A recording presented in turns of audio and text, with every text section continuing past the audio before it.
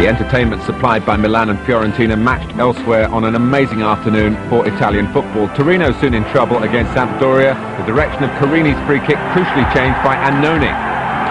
Sampdoria lost that lead 11 minutes before half-time. Carlos Aguilera teeing up the chance for Andrea Silenzi.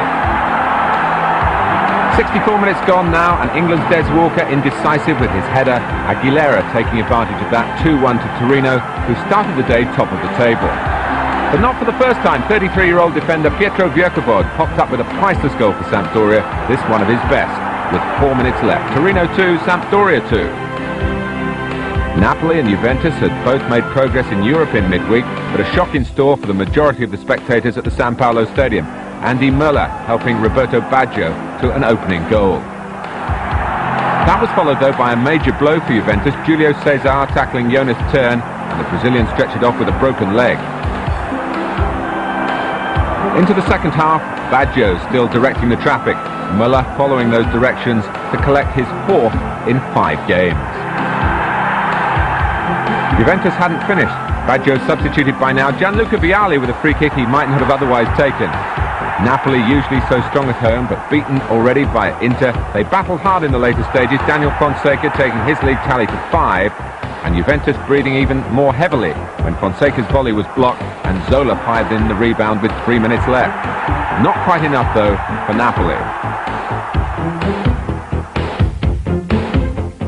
For Atalanta, a 3rd successive away defeat, though they made Inter wait for their success. Their goalkeeper Ferron soon saving from Bianchi. And then anticipating an even more hectic afternoon when Montero fouled Nicolo Berti in a goal-scoring situation and was sent off.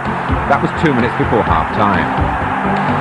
The 10 men, though, were still able to irritate Inter in the second half. Rambaudi to Gantz, but Zenga in the way for Inter.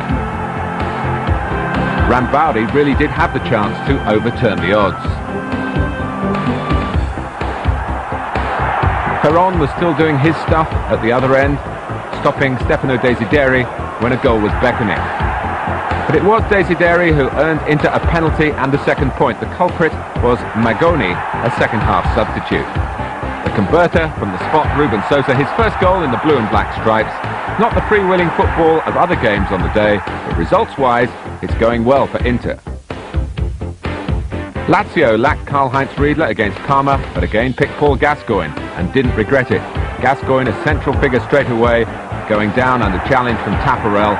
A penalty put away by Giuseppe Signori.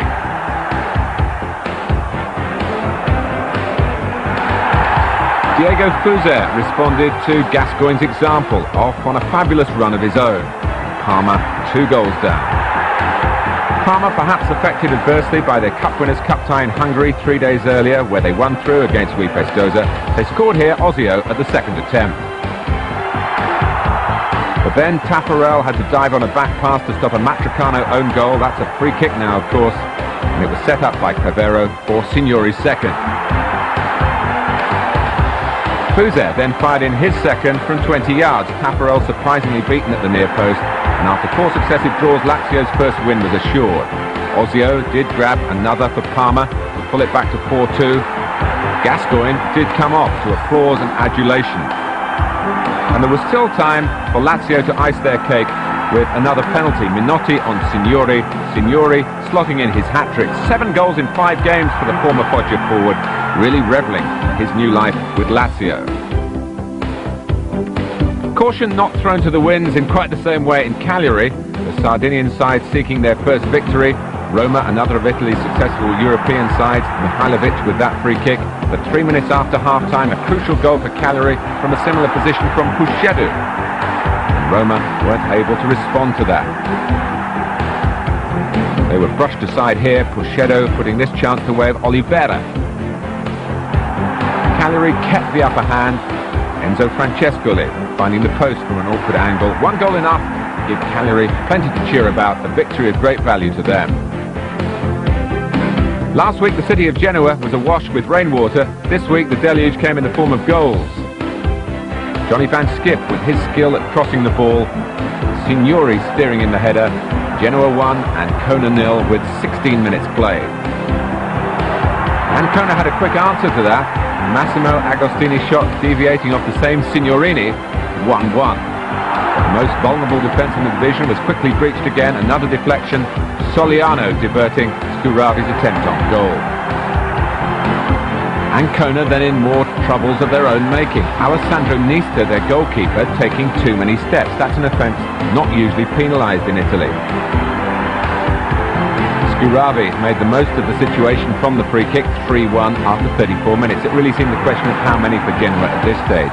But Ancona fought back. Laios De Tari extending his great scoring sequence to 5 games in a row, 3-2. Ancona then conceded their 19th goal in 5 matches. Scuravi sent flying by Ruggeri, the Czechoslovakian, taking the penalty himself. And Genoa feeling that their opening run of 4 draws was coming to an end. Not so. 9 minutes to go. Soliano found the target for Ancona. 4-3. And then a most acrobatic equaliser, Centofanti against the bar. In from Agostini. Amazing match, which also saw Torrente of Genoa and Ancona's Ermini sent off. Genoa 4. Ancona 4.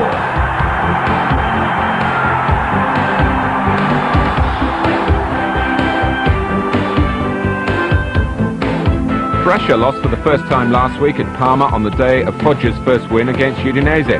Any confidence from that was weakened when Mancini mishandled a slippery ball, presenting Radu Choyu with a rare gift.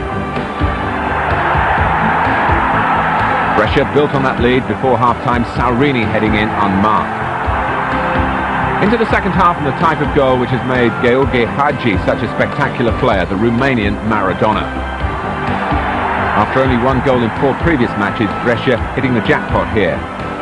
Hernan Medved did make inroads into the 3-goal lead, heading in his first league goal in Italy, but it was restored with 18 minutes left in farcical fashion. Saurini's header, Di Bari on the line, and goalkeeper Mancini making sure the ball finished in his own net.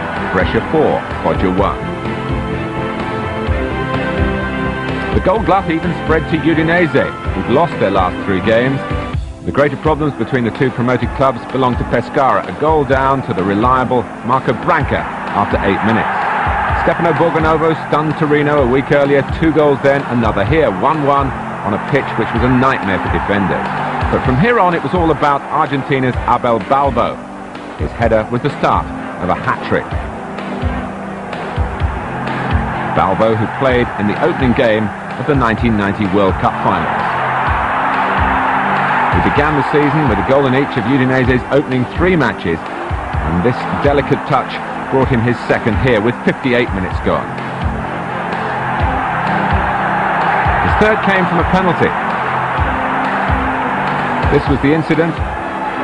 Delano brought down by Denmark's John Sieberbæk.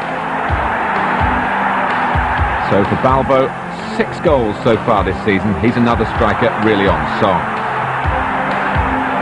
Pescara had a penalty of their own to pull it back to 4-2. A foul by Orlando on substitute Bibi. Bibi himself totally outwitting goalkeeper Di Sarno with the pace of his penalty, or rather the lack of it. Udinese came back to finish with a flourish, 5th through substitute Manicone.